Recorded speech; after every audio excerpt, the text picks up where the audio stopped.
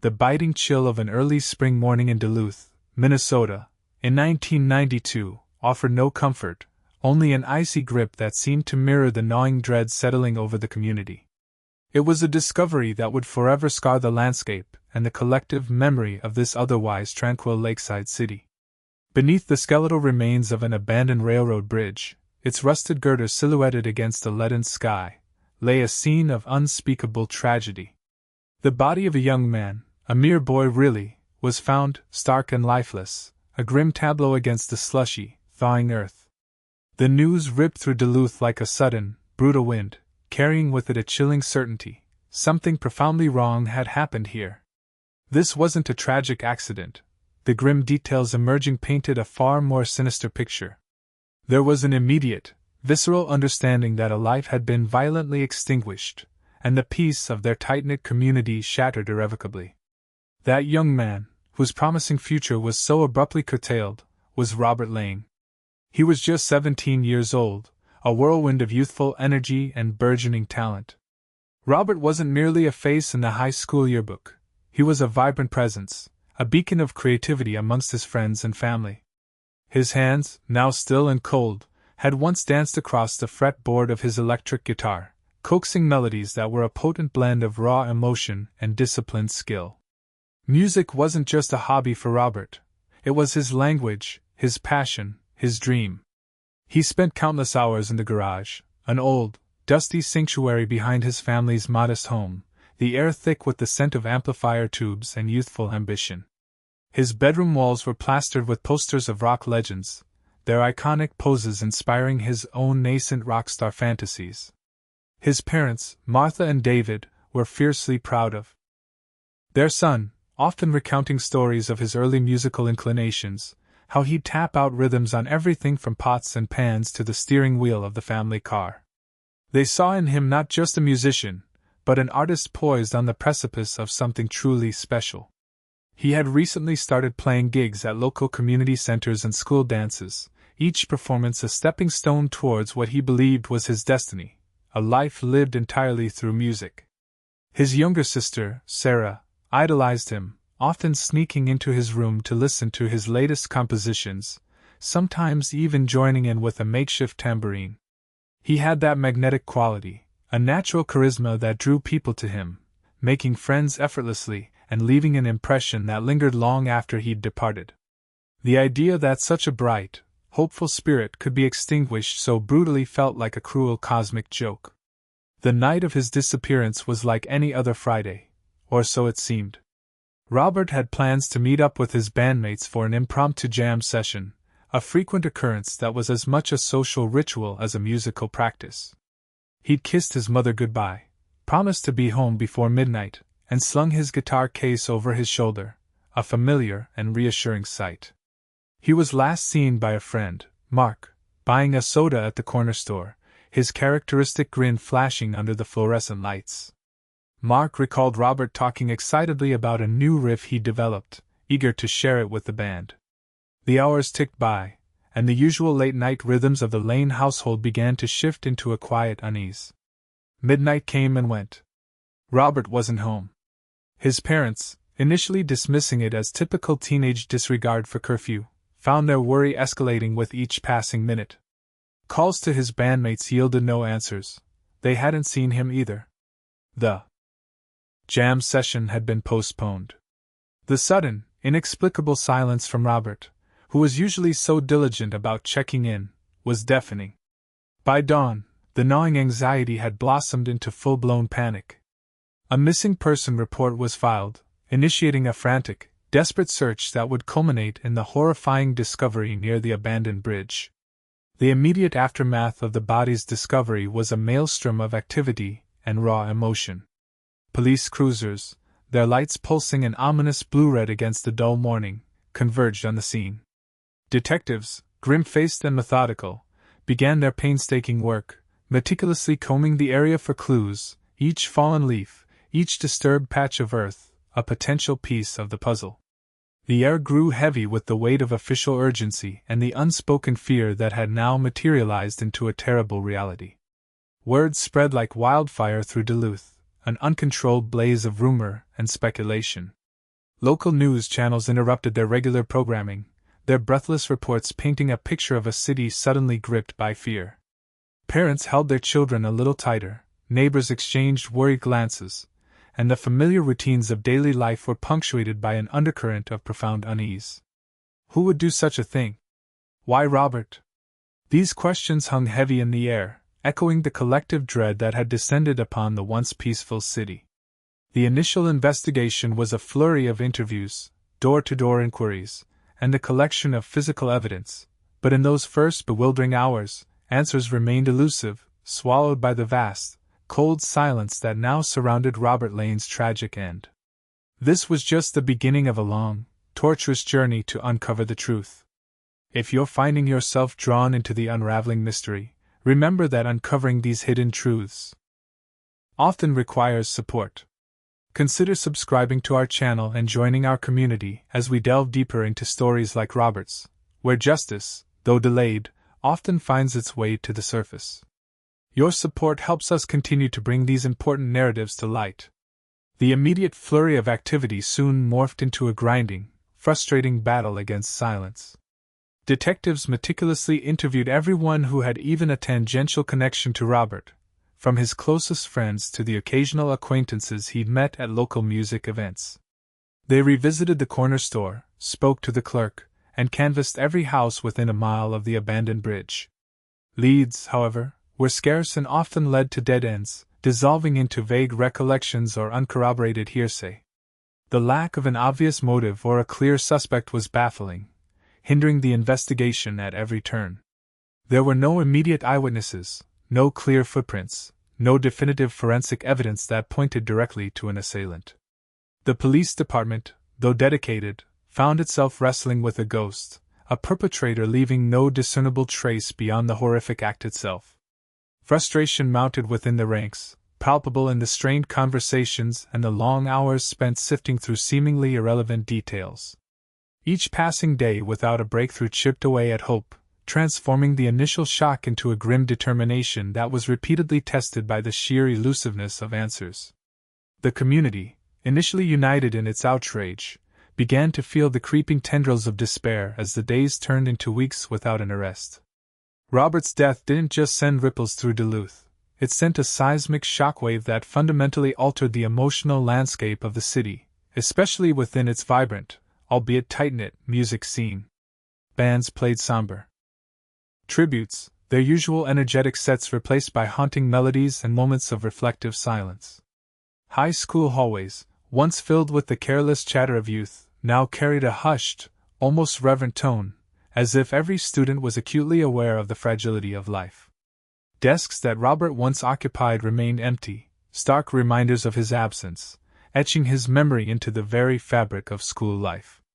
Memorials sprang up spontaneously, first near the bridge, then at his school, and even at the small community center where he'd played his last public gig. Candles flickered in the night, surrounded by handwritten notes, wilting flowers, and even guitar picks left by grieving friends. Vigils were held, bringing together hundreds of residents, their faces illuminated by candlelight, their collective grief a heavy, tangible presence. The shared loss forged a bond amongst strangers, uniting them in their sorrow and a desperate longing for justice. Every strum of a guitar, every beat of a drum in Duluth, seemed to carry a heavier weight, a silent testament to the talent that had been stolen too soon. For Robert's family, the impact was catastrophic, a gaping wound that refused to heal. Martha and David Lane found themselves plunging into an abyss of unimaginable grief, their world irrevocably shattered. The vibrant energy that once filled their home was replaced by an aching void, a silence so profound it was deafening. Every morning was a new struggle, a fresh wave of sorrow washing over them as they faced a day without their son. Martha would often find herself tracing the outlines of Robert's guitar on the wall where it once hung, tears blurring her vision. David, a man usually stoic, found solace in the garage, sitting amidst Robert's instruments, trying to feel some lingering connection. Their tireless efforts to keep his memory alive became their primary mission, a desperate vow to ensure his life, and his death, were not forgotten. They organized fundraisers, printed flyers, and spoke to anyone who would listen, their voices cracking with pain but resolute in their determination. Sarah, Robert's younger sister, struggled profoundly, the sudden absence of her big brother leaving her feeling adrift and alone. She withdrew into herself, her bright spirit dimmed by the pervasive sadness that had enveloped their once happy home. The daily struggle was relentless, a constant battle against the suffocating weight of loss and the gnawing frustration of unanswered questions, turning their lives into an unending quest for truth. As the official investigation stalled, the vacuum of information was quickly filled by a swirling vortex of community theories and rumors. Whispers spread like wildfire through Duluth, each one carrying a different possible explanation for Robert's tragic end. Some speculated it was a robbery gone wrong, a random act of violence perpetrated by an unknown drifter passing through town.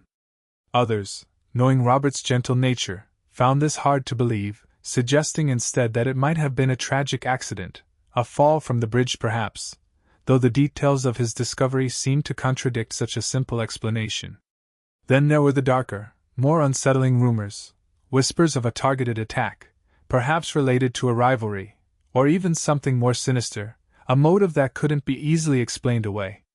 These theories, often fueled by fear and speculation rather than facts, inadvertently complicated the investigative efforts.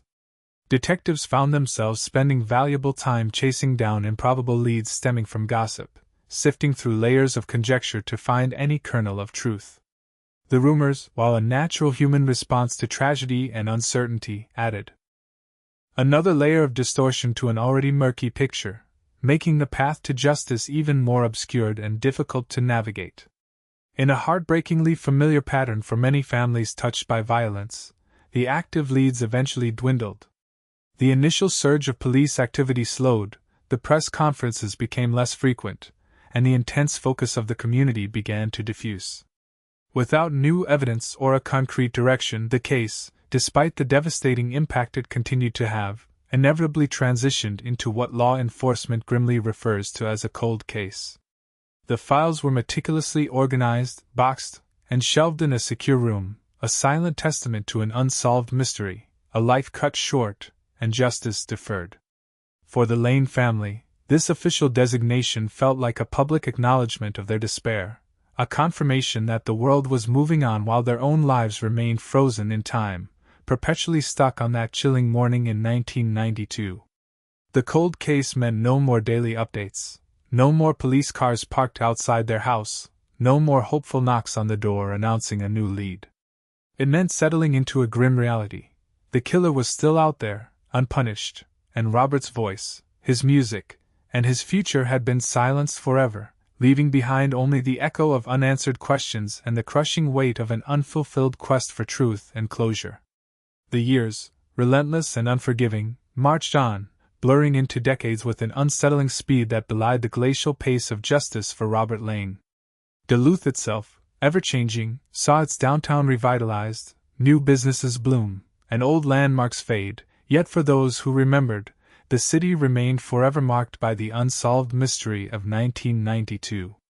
The abandoned bridge, once a grim monument to tragedy, slowly decayed further, its rusted skeleton becoming more entwined with nature's reclamation, a silent, stark reminder to a few, and an unnoticed relic to many others. Children born after Robert's death grew into adults, unaware of the shadow that still lingered over their community, a shadow that felt as cold and enduring as the Lake Superior winds. The digital age transformed communication and daily life, rendering the technology of the early 90s almost archaic, yet the physical evidence from Robert's case remained stubbornly rooted in that bygone era, its secrets locked away, awaiting a future that could finally unveil them. The constant shadow of his unsolved murder persisted, a quiet ache in the hearts of his family and a persistent, almost subliminal hum of injustice beneath the city's surface. It was a testament to the enduring power of both grief and memory. However, as the calendar pages flipped, science, too, refused to stand still. Forensic technology, once limited by the crudeness of its tools and the nascent understanding of microscopic evidence, underwent a revolutionary transformation. The nascent DNA profiling techniques of the early 90s, which could only extract limited information from pristine samples, matured into sophisticated methodologies capable of yielding complete genetic blueprints from mere trace amounts of degraded material. The advent of highly sensitive PCR amplification meant that a single skin cell, a stray hair follicle, or even an almost imperceptible speck of bodily fluid could now tell an entire story. Databases grew, not just of fingerprints, but of genetic profiles, offering an unprecedented opportunity to link individuals to crime scenes, even decades later. This technological evolution became the silent, simmering hope for countless cold cases across the nation, an invisible force slowly chipping away at the seemingly impenetrable walls of time and obscurity. It offered a quiet promise that some secrets, no matter how deeply buried, might one day be exhumed and exposed under the unforgiving light of scientific scrutiny. Throughout these long, arduous years, the Lane family remained an unyielding bastion of advocacy. Their grief never truly dulled, evolving instead into a quiet, steely resolve. Periodically, Martha and David would call the Duluth Police Department, their voices perhaps a little older, a little wearier, but their message unwavering. "Please don't forget Robert." Each year, on the anniversary of his death, they would hold a small, private memorial, sometimes joined by a few steadfast friends, ensuring that the passage of time did not erase his name or the injustice he suffered. Their continuous, gentle pressure, their refusal to let Robert become just another forgotten statistic, exerted an indispensable influence. Their persistence, combined with the growing success rates of cold case units in other jurisdictions, eventually led to the discussion and eventual formation of local cold case initiatives. These units, often staffed by seasoned detectives nearing retirement or those with a particular passion for historical injustices, were specifically tasked with revisiting unsolved homicides, armed with a fresh perspective and, crucially, access to the rapidly advancing forensic capabilities that simply weren't available to the original investigators. It was within this context of renewed commitment and scientific possibility that Robert Lane's file was eventually pulled from its dusty shelf. A new generation of detectives, unburdened by the biases or frustrations of the original inquiry, took on the cold case. Detective Sergeant Eleanor Vance, a sharp, meticulous investigator with a reputation for tenacity, was assigned as the lead. She approached the case not as a relic of the past, but as a living puzzle, each piece waiting to be properly understood. Eleanor, younger than the original investigators, brought a fresh perspective, untainted by the historical dead ends or the prevailing theories of 1992. She understood the emotional weight of such cases but maintained a professional distance, treating every piece of evidence as a potential key, not an echo of past failures. Her team comprised a blend of seasoned veterans, who could offer institutional knowledge, and younger analysts, fluent in the latest digital and forensic techniques. This blend of experience and innovation was crucial. It represented a bridge between a past tragedy and a future possibility for justice. The reopening of the case was not heralded by fanfare or public announcements. It was a quiet, methodical recommitment to an old promise, a promise to a boy who had lost his life too soon. The initial review was an immense undertaking, a meticulous archaeological dig into the past. Detective Vance's team began by hauling out dozens of boxes containing original evidence reports, witness statements, crime scene photographs, and forensic analyses from 1992. They spread out the contents across large conference tables, systematically poring over every document, every grainy photograph, every handwritten note. It was a painstaking process, looking for details that might have been overlooked, contradictions that might have seemed insignificant back then, or nuances that the original context might have obscured. They reread interviews, searching for subtle shifts in testimony or unaddressed discrepancies. Every item of physical evidence, however mundane, was re-examined. A torn piece of fabric, a faint smudge on a rock, a hair strand dismissed as animal in origin, all were scrutinized under modern microscopes and with updated chemical reagents. The goal was to identify anything that could be retested using contemporary DNA technology, or any other forensic technique that had advanced significantly since Robert's death. The technology of 1992, while cutting edge for its time, simply couldn't extract the volume, or quality of information that was now possible. This methodical reevaluation was like sifting through sand for gold, patient and demanding, driven by the quiet hope that somewhere within these aged files lay the overlooked clue, the silent witness that would finally speak. The meticulous sifting through decades-old evidence eventually yielded its treasure, not with a sudden flash, but with the quiet, methodical precision of scientific discovery.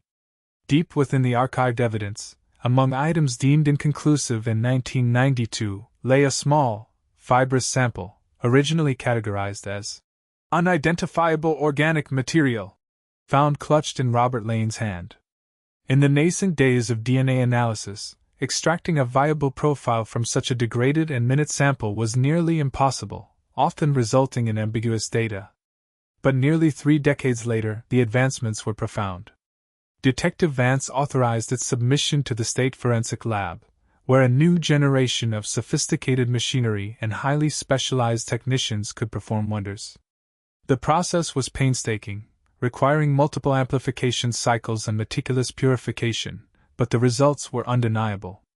A partial, yet remarkably clear, DNA profile emerged, a sequence of genetic markers that spoke volumes, even if it couldn't tell the whole story on its own.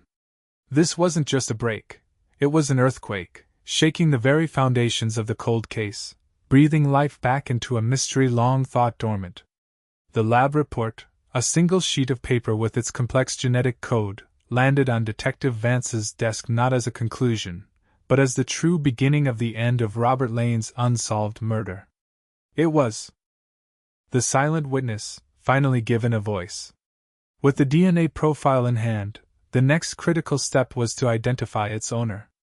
The lab ran the sequence through CODIS, the National DNA Database, a routine procedure that often yielded no results for older cold cases where suspects predated widespread DNA collection. But hope, however faint, persisted. Days of anxious waiting turned into a week, then 2.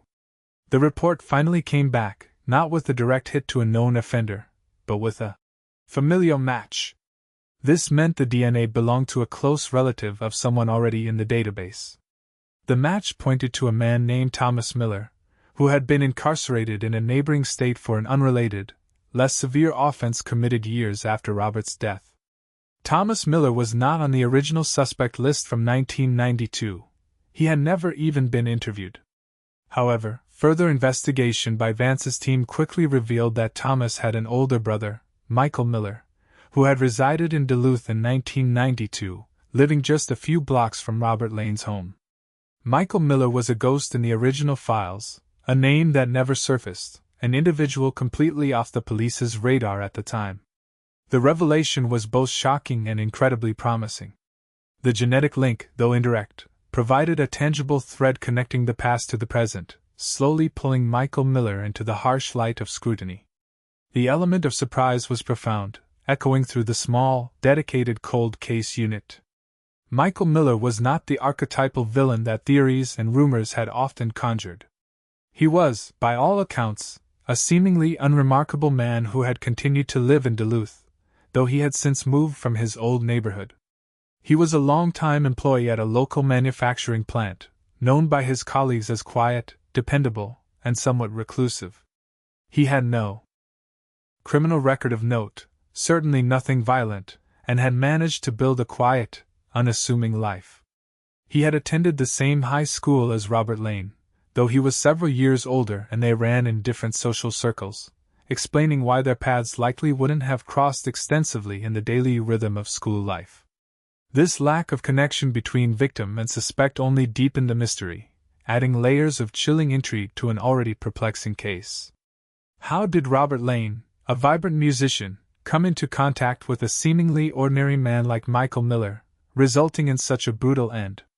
The unexpected identity of the suspect caused Detective Vance and her team to revisit every assumption, every passed-over detail, and every unturned stone from the original investigation, now seen through a completely new lens. Building the case against Michael Miller was painstaking, a meticulous re-excavation of a deeply buried past. The DNA profile from Robert's hand was the cornerstone, but it was just one piece. Detective Vance knew that a conviction required a tapestry of evidence, a compelling narrative woven from facts and forensic science. Her team began to re-interview original witnesses, many of whom were now much older, their memories faded but still capable of yielding fragments of forgotten information. They meticulously combed through public records, searching for any connection between Miller and Robert, or any past behavior that might reveal a darker side to his seemingly placid exterior. Old neighborhood maps were scrutinized, showing Miller's proximity to both Robert's home and the abandoned bridge. The investigators focused on the timeline of the night Robert disappeared, attempting to place Miller in the vicinity, looking for any inconsistencies in his known activities from that period. They discovered that Miller, while not having a criminal record, did have a history of minor disturbances, often related to alcohol, that suggested an underlying volatility not immediately apparent to casual observers. Each new piece of information, however small, was carefully logged, cross-referenced, and analyzed, slowly constructing a compelling web of circumstantial and forensic evidence designed to stand up to the rigorous demands of a courtroom. It was a race against time, not in the sense of the perpetrator escaping, but in solidifying a case that had decades working against it. Throughout this arduous process, the dedication of the Cold Case Unit shone through, a testament to their unwavering commitment to justice. Detective Vance, in particular, became deeply invested, spending countless late nights poring over documents, skipping weekends, and foregoing personal plans. For her and her team, solving Robert Lane's murder wasn't just another case. It was a crusade, a moral imperative to give a voice to the voiceless and provide some measure of peace to a family that had suffered for too long. They understood the profound impact that unsolved crimes had on communities, and the lingering pain they inflicted on victims' families.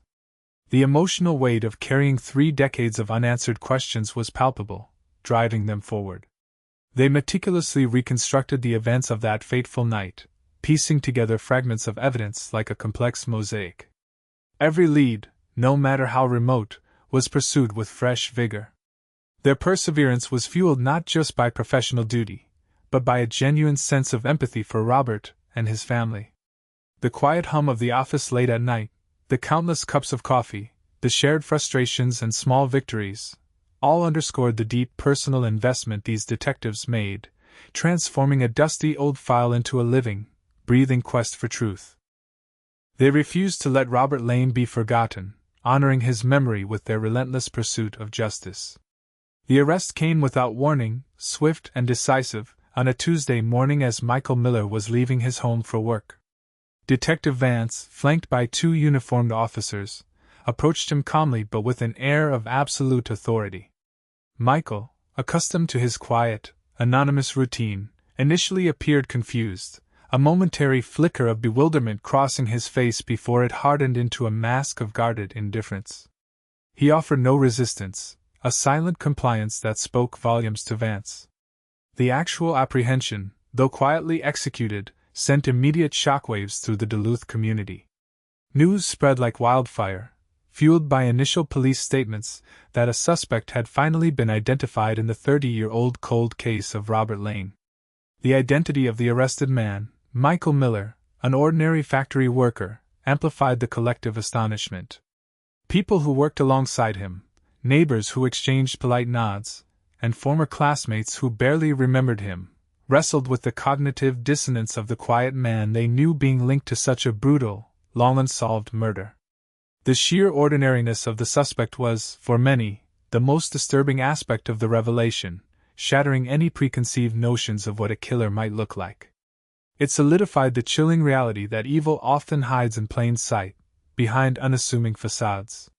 The community reaction was an immediate, visceral outpouring of emotions, a turbulent mix that had been dormant for decades. There was an overwhelming sense of relief that justice, however delayed, might finally be within reach for Robert Lane and his family. This relief was quickly followed by disbelief. How could someone so ostensibly normal, someone who had lived among them for so long, be responsible for such a heinous act? Anger simmered beneath the surface, anger at the perpetrator for his cruelty and for 3 decades of unanswered questions, and anger at the system for its slowness, even though they knew the technological limitations of the past.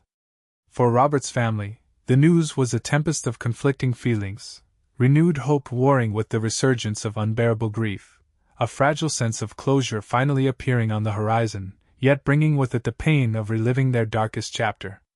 Local news channels became saturated with coverage, dissecting every available detail, running old photographs of Robert, and attempting to piece together Miller's life. Social media, a phenomenon unimaginable in 1992, exploded with discussions, theories, and condemnations. Duluth, a city that had learned to live with the quiet ache of an unsolved murder, was suddenly and violently thrust back into the spotlight, grappling with the tangible presence of a long-sought-after ghost.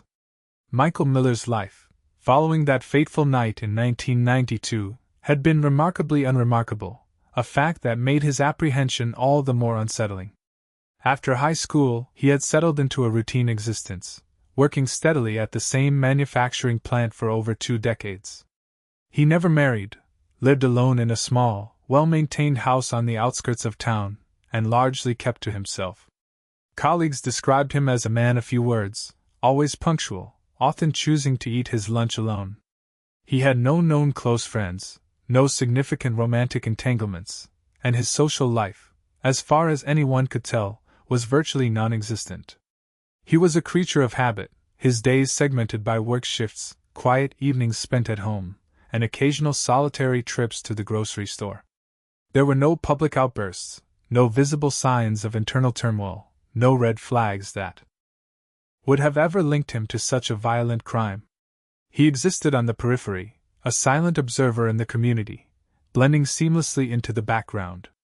His arrest forced everyone to re-examine their perceptions of normalcy, realizing that a seemingly placid exterior could conceal depths of darkness, and that a life lived without outward incident could still harbor a terrible secret. For 30 years, Michael Miller had walked among them, a seemingly ordinary man carrying an extraordinary burden, and the revelation was profoundly disorienting for all who had known him, even casually. The initial theories surrounding the motive, while still vague, began to emerge, hinted at through carefully worded police statements and leaks to the press. It wasn't a robbery, nor did it appear to be a targeted attack driven by long-standing animosity. The emerging picture suggested a tragically impulsive, perhaps alcohol-fueled confrontation that escalated rapidly and violently, spiraling beyond anyone's control. It was believed that Robert and Miller, perhaps by chance, had crossed paths near the abandoned bridge. The nature of their interaction remained shrouded in mystery, but the prevailing theory leaned towards a sudden argument, possibly triggered by a petty slight or a misunderstanding, which then tragically turned deadly.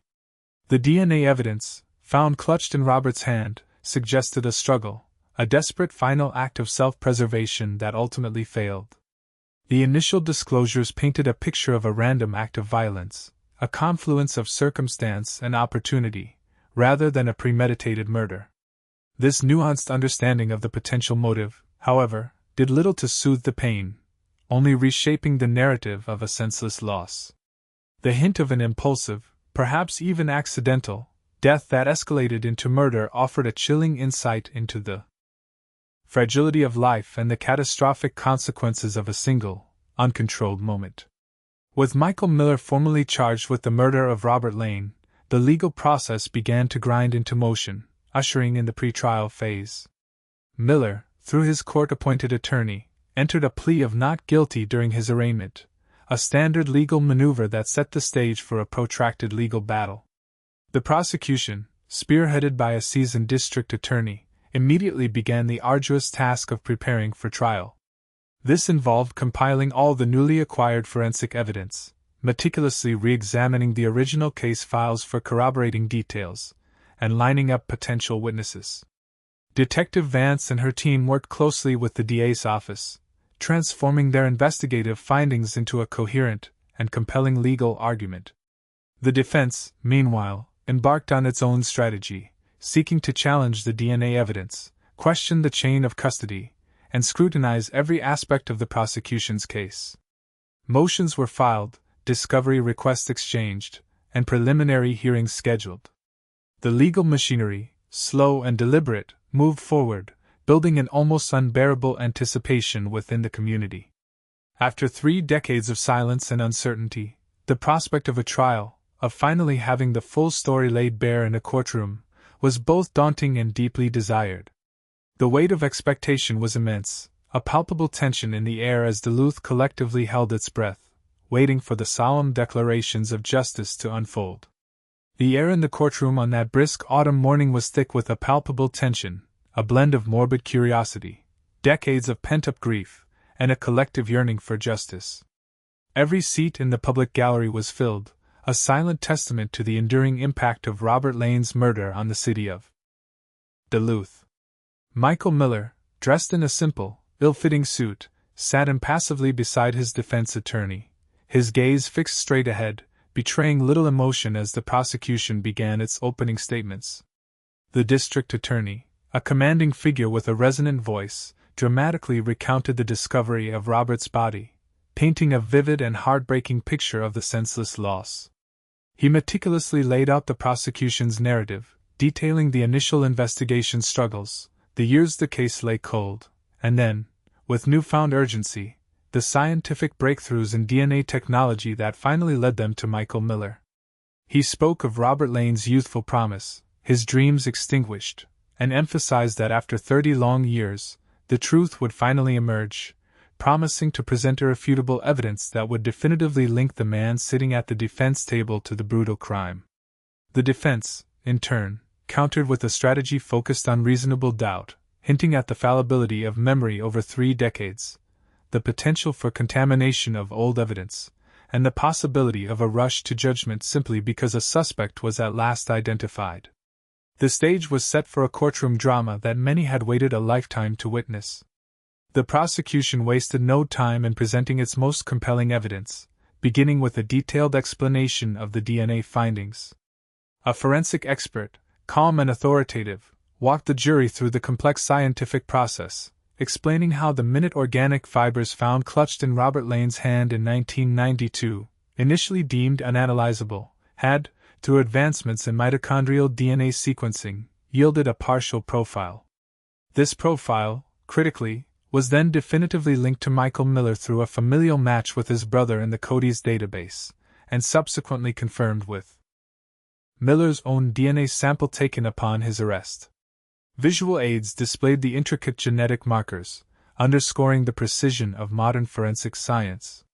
The expert testified that the likelihood of this DNA belonging to anyone other than Michael Miller or a very close maternal relative was astronomically low, effectively placing Miller in a desperate struggle with Robert at the moment of his death. Furthermore, they introduced re-examined microscopic fiber evidence, suggesting that specific synthetic fibers found embedded in Robert's clothing matched the type of work uniform material worn at the manufacturing plant where Miller had been employed for decades, implying a possible transfer during the altercation. This combination of powerful DNA linkage and corroborating trace evidence formed the bedrock of the prosecution's case, leaving little room for alternative explanations for Miller's presence at the crime scene. Witness testimonies began, drawing the courtroom further back into the chilling events of that tragic night. Robert Lane's friend, Mark, now a middle-aged man scarred by decades of unanswered questions, tearfully recounted seeing Robert alive for the last time at the corner store, describing his excitement about his music, his plans for a jam session, and then, the growing dread when Robert never showed up. His raw emotion was a stark reminder of the human cost of the crime. Then came the unexpected accounts of several new witnesses, individuals who had not come forward in 1992, but whose memories had been stirred by the recent arrest. One elderly woman, who had lived near the abandoned bridge, testified to hearing a brief, muffled shouting match followed by a distinct splash and then an eerie silence, sometime past midnight on the night Robert disappeared. She had dismissed it at the time as neighborhood youth, but in hindsight, the details now held a chilling significance. Another, a former colleague of Miller's, recounted an offhand comment Miller had made weeks after Robert's body was found, expressing an unusual, almost gleeful, curiosity about the police investigation, a comment that had troubled him even then but only now made sense in the grim context of the trial. These testimonies, though circumstantial in isolation, began to weave a tapestry of Miller's proximity and potential involvement, adding human elements to the cold scientific evidence. For Robert's family, sitting in the front row of the gallery, the trial was an agonizing and grueling experience, a forced reliving of their worst nightmares. Martha Lane, her hair now silvered, clutched a framed photograph of a smiling, vibrant Robert throughout the proceedings, her eyes rarely leaving Michael Miller. Each piece of evidence, each testimony, was a fresh wound reopening, the vivid details of her son's final moments searing themselves anew into her consciousness. David Lane, usually stoic, occasionally wiped away a silent tear, his jaw tight with barely suppressed emotion. Sarah, Robert's younger sister, now a woman in her 40s, sat beside them, her face etched with a profound sadness that had never fully abated. They listened, rapt and somber, to every word, their presence a silent, unwavering testament to the love they held for Robert and their desperate need for truth and accountability. Their quiet dignity and resilient presence served as a powerful, unspoken challenge to the defense's attempts to sow doubt, reminding everyone in the courtroom of the very real human tragedy at the heart of the legal battle. They were there not just as spectators, but as the living embodiment of Robert's memory, their unwavering gaze a constant pressure for justice. The defense, led by a shrewd and experienced public defender, began its counter-campaign by attempting to chip away at the prosecution's seemingly solid case. Their primary strategy revolved around discrediting the age and potential degradation of the DNA evidence. They cross-examined the forensic expert extensively, questioning the possibility of contamination over 3 decades of storage and suggesting that the partial DNA profile wasn't conclusive enough to definitively identify the perpetrator, even with familial matching. The defense attorney hammered home the idea that the scientific advancements, while impressive, were still relatively new when applied to such aged samples, implying a degree of uncertainty. They also sought to cast doubt on the new witness testimonies, highlighting the passage of time and the inherent fallibility of human memory. They argued that suggestions of a muffled shouting match or an unusual curiosity from Miller were vague, subjective, and easily colored by hindsight, urging the jury to consider how memories could be influenced by external information. The defense attorney also presented Miller as a quiet, unassuming man who had lived a law-abiding life, suggesting that his character was inconsistent with such a violent act, and implying that the prosecution was simply trying to pin the crime on the most convenient suspect available after so many years. The attempt to create reasonable doubt was relentless, casting shadows of uncertainty over every piece of evidence. The cross-examinations were fraught with tension, each lawyer meticulously dissecting testimonies, searching for a crack in the narrative, a fleeting moment of doubt to exploit. When the prosecution's star forensic expert returned to the stand, the defense attorney launched into a barrage of questions regarding the integrity of the decades-old DNA sample. He pressed on the chain of custody, implying potential mishandling or environmental degradation over 30 years. He argued that while genetic science had advanced, the initial collection methods from 1992 were primitive by today's standards, creating a potential for compromised evidence even before it reached modern labs. The expert, however, remained steadfast, calmly explaining the rigorous protocols used to retest and validate the sample, describing the inherent resilience of DNA under certain conditions, and emphasizing the statistical certainty of the match, even with a partial profile. Then came the turn of the new witnesses, those who had come forward only after Miller's arrest. The defense painted them as opportunists, their memories conveniently jogged by media attention and the promise of closure. The elderly woman who heard the shouts was questioned aggressively about her failing eyesight, her hearing, and the reliability of her recollection from so long ago. The former colleague of Miller's, who recalled the unusual curiosity, was cornered into admitting he had never reported it to the police at the time, nor had he found it particularly alarming until Miller became a suspect. The defense attorney suggested strongly that these new accounts were tainted by hindsight, merely a desperate attempt to fit a narrative around a newly identified suspect, rather than independent recollections of an impartial witness. These tense exchanges often devolved into heated arguments between the lawyers, punctuated by the judge's gavel, underscoring the high stakes and the fiercely contested nature of every single detail. Each answer, each hesitation, each deflection, was scrutinized by the jury, their faces a mixture of concentration and bewilderment, trying to discern truth from obfuscation.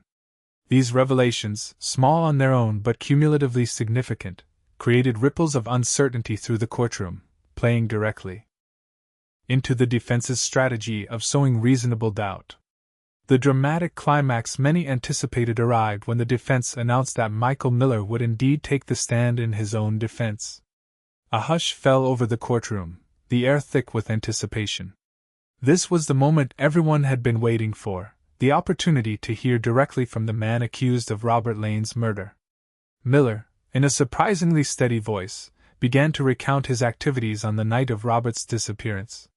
He claimed he had spent the evening alone at his apartment, watching television and drinking beer, eventually falling asleep. He denied ever knowing Robert Lane, denied ever being near the abandoned bridge, and unequivocally denied any involvement in the murder. His testimony was delivered without much overt emotion, almost flat, which some interpreted as a sign of composure, others as a chilling detachment. Under cross-examination by the prosecution, however, his composure began to fray. The district attorney methodically picked apart his alibi, pointing out the lack of any corroborating witnesses for his solitary evening and the inherent difficulty of disproving a claim of simply being at home alone. When confronted with the DNA evidence, Miller maintained his denial, suggesting he had no idea how his genetic material could have ended up on Robert Lane. He offered vague, implausible theories about contamination or mistaken identity, struggling to coherently explain the scientific certainty presented by the prosecution. The district attorney pressed him on his past history of minor altercations when under the influence of alcohol, subtly suggesting a pattern of impulsive behavior, but Miller steadfastly denied any violent tendencies. His answers became shorter, his voice occasionally rising in frustration, revealing a flicker of the volatility the prosecution hoped to expose. The emotional weight of his testimony was immense, a psychological battle played out before the jury, as they watched a man deny the undeniable, leading them to grapple with the implications of his steadfast refusal to account for the damning evidence. His decision to testify, while a gamble, ultimately presented him as either a victim of circumstance or a master of deceit. Finally, after weeks of intense testimony and grueling examinations, came the closing arguments. The prosecution stood before the jury, re-emphasizing the irrefutable scientific evidence, Michael Miller's DNA found on Robert Lane, placing him directly at the scene of the struggle.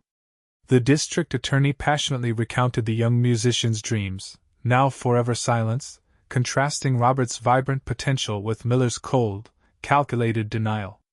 He meticulously wove together the fiber evidence, the newly emerged witness accounts, and Miller's own unconvincing testimony, creating a comprehensive narrative of guilt. He urged the jury to consider the cumulative weight of the evidence, not just isolated pieces, and to deliver justice for Robert Lane and his family, who had waited 3 decades for this moment.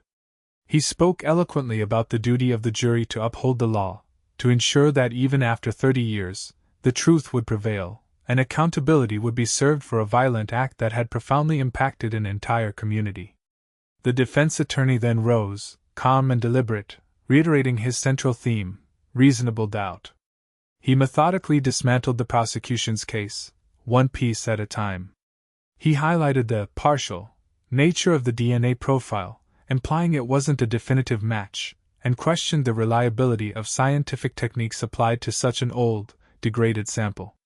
He vigorously attacked the credibility of the new witnesses, emphasizing the passage of time and the potential for suggestion. He portrayed Michael Miller as an ordinary man caught in an extraordinary and tragic circumstance, a convenient scapegoat for a cold case that the police were desperate to solve.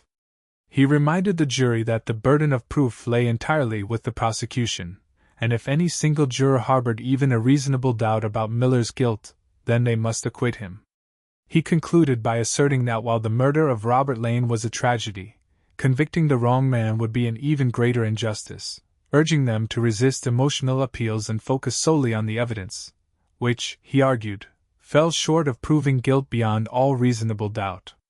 With the final words echoing in their ears, the jury retreated to begin deliberations. The courtroom was instantly plunged into an anxious, suffocating silence.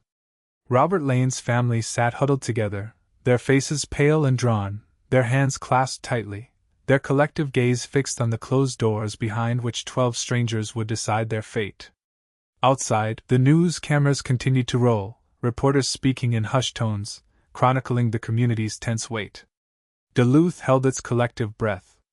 Calls to the courthouse flooded the switchboards, everyone eager for any news, any indication of a verdict. The passage of minutes felt like hours, hours like an eternity. Every creak of a door, every distant murmur in the hallway, sent a jolt of apprehension through the courtroom. The high stakes were palpable, the emotional toll immense. This was not just a legal proceeding, it was the culmination of 30 years of grief, hope, and an unwavering fight for closure. The looming verdict hung heavy, a dark cloud of uncertainty poised to either finally bring peace or cast an even longer shadow over the tragic legacy of Robert Lane. The community braced itself for the outcome, knowing that whatever the decision, it would mark the definitive end of one chapter and the beginning of another, irrevocably altering the lives of all involved. The waiting was an exquisite torment, each second stretching into an eternity, amplifying the hopes and fears that had simmered for 3 decades. Then, a low murmur rippled through the courtroom, crescendoing into a sharp intake of breath as the jury re-entered, their faces impassive, unreadable. Robert Lane's family gripped each other's hands tighter, their hearts pounding in unison. Michael Miller, for the first time during the entire trial, visibly flinched, his eyes darting nervously towards the jury foreman. The clerk's voice, usually a monotone drone, took on a solemn gravity as he requested the verdict forms. The room fell into an absolute, breathless silence, broken only by the rustle of papers. In the matter of the state of Minnesota versus Michael Miller, on the charge of murder in the first degree, we the jury find the defendant. The pause felt like a physical blow, a collective gasp held captive in every chest. Guilty! A wave of emotion, raw and unrestrained, immediately swept through the gallery. Robert's mother, Martha, let out a choked sob, tears streaming down her face, a complex mixture of agony and profound relief. David Lane pulled her close, his own face contorted with grief but his eyes now reflecting a glimmer of hard-won peace. Sarah, Robert's sister, buried her face in her hands, the weight of 30 years finally beginning to lift, her body shaking with silent, cathartic sobs. Michael Miller, however, remained strangely still for a moment, as if the word hadn't registered, then a sudden, violent tremor ran through his frame. His defense attorney placed a hand on his shoulder, but Miller shrugged it off, his eyes now blazing with a mixture of shock and fury. The courtroom erupted in a controlled chaos of whispered exclamations and the rapid clicks of cameras. Justice, long overdue, had finally arrived, a powerful, undeniable force that reverberated through every corner of the room and beyond, echoing through the halls of Duluth. The pronouncement of guilt was not just a legal resolution, it was a deeply emotional release, a validation of Robert's life and the family's relentless fight. The legal consequences for Michael Miller were swift and severe. Following a sentencing hearing held a few weeks later, where members of Robert's family delivered powerful victim impact statements, Miller received a life sentence without the possibility of parole. The judge, in delivering the sentence, spoke of the brutal nature of the crime, the long-lasting pain inflicted upon the Lane family, and the profound disturbance caused to the community. He noted Miller's continued lack of remorse and his steadfast denial, which further solidified the court's determination that he posed an ongoing danger. The sentencing brought a definitive closure to the legal proceedings, solidifying the resolution that the verdict had initiated. For the public, the life sentence was met with a general sense of satisfaction. It affirmed their belief in the persistence of justice, a powerful message that even after decades, those who commit heinous acts could, and would, be held accountable. It was a tangible victory for perseverance, and the unwavering dedication of the cold case team. The shadow that had hung over Duluth for so long, while not entirely gone, had certainly receded, replaced by a quiet sense of order restored. For Robert Lane's family, the verdict and sentencing brought an indescribable sense of closure, yet it was a closure tinged with an enduring sorrow. The conviction of Michael Miller did not bring Robert back. Nor did it erase the 30 years of anguish and longing. But it did offer validation, a public acknowledgement of the truth that had haunted their private lives for so long. Martha and David could finally, truly, begin the long, arduous process of grieving without the gnawing uncertainty of an unpunished killer. They found a measure of peace in knowing that the man responsible for stealing their son's future would spend the rest of his days incarcerated. Sarah, who had grown up in the shadow of her brother's unsolved murder, felt a profound relief, finally able to reconcile the memory of her vibrant older brother with the justice he deserved. Robert Lane's lost potential remained a poignant echo throughout the community. He would never strum another chord, compose another melody, or chase the dreams that had filled his short life. His memory, however, gained a new dimension. He became not just a victim, but a symbol of hope and perseverance, a reminder that even the coldest cases could eventually yield to the relentless pursuit of truth. His story became a powerful testament to the impact of dedicated cold case detectives and the revolutionary advancements in forensic science that made such resolutions possible. The case left an indelible mark on Duluth, fostering a renewed appreciation for their law enforcement, and a deep respect for the resilience of families who refused to let their loved ones be forgotten. This saga of Robert Lane's murder, solved after 3 long decades, stands as a powerful testament to the enduring human quest for justice. It underscores the profound impact cold cases have on communities, leaving scars that fester until truth finally comes to light. It speaks to the unwavering dedication of law enforcement officers who, against all odds, refuse to give up, driven by a deep sense of moral imperative. Above all, it is a story of incredible perseverance, the perseverance of a family who never stopped fighting for their son, and the perseverance of a system that, however slowly, eventually delivered accountability. Even when hope seemed lost, the truth, like a persistent whisper carried on the wind, eventually found a way to surface, proving that even after decades, justice can emerge from the deepest shadows. The story of Robert Lane reminds us that while time may pass, the echoes of injustice demand to be heard, and sometimes, with enough determination and a little help from progress, those echoes finally receive their answer. If this journey through Robert Lane's case has moved you, if it has underscored the importance of relentless pursuit of justice, please consider subscribing to our channel. Join our community as we continue to explore true crime stories, bringing light to the darkest corners and honoring the memories of those whose lives were tragically cut short. Your engagement helps us continue this vital work. And if you're ready for another compelling story, click on the video now showing on your screen for our next deep dive into the pursuit of truth.